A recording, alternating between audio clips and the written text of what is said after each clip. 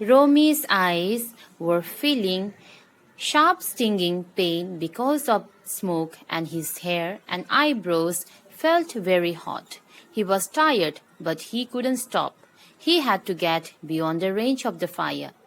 Another 15 minutes of steady riding would get them to the small wooden bridge over the little river separating the forest from the sugar cane fields. Once across the river, they would be safe. A tall silk cotton tree had caught fire. They were almost beneath it when there was a crash and a burning branch fell to the ground a few yards in front of them.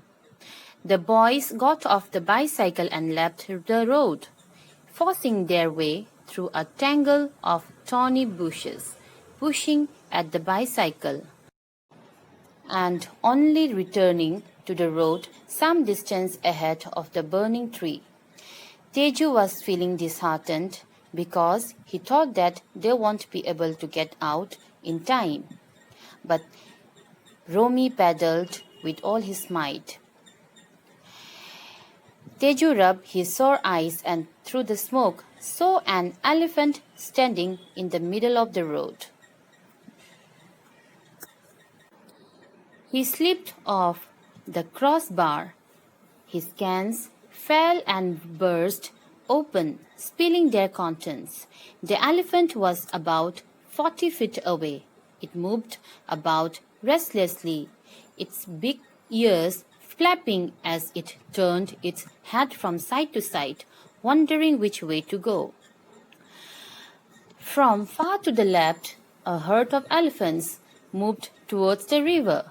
The leader of the herd raised his trunk and trumpeted a call. Hearing it, the elephant on the road raised its own trunk and trumpeted a reply. It shambled off into the forest in the direction of the herd. Teju forgot about his milk cans and pulled himself up on the crossbar. It seemed that all the animals who could get away had done so. The exodus across the road had stopped. "We won't stop again," said Romy, gritting his teeth. A jackal overcome by the heat and smoke lay in the middle of the path, either that or unconscious. But Romy did not stop. He changed the direction in order to avoid hitting the animal and covered the last 100 yards at top speed. They were out of the forest. "Look!" shouted Teju. "The bridge is on fire."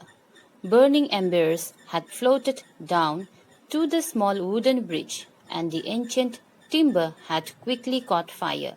It was now burning fiercely. But Romy did not hesitate. He left the road, riding the bicycle over sand and pebbles. With a rush, they went down the river bank and into the water. The next thing they knew, they were splashing around, trying to find each other in the darkness. "Help!" cried Teju. "I am drowning." Children, let me stop here for today. We will see the remaining part of the story tomorrow.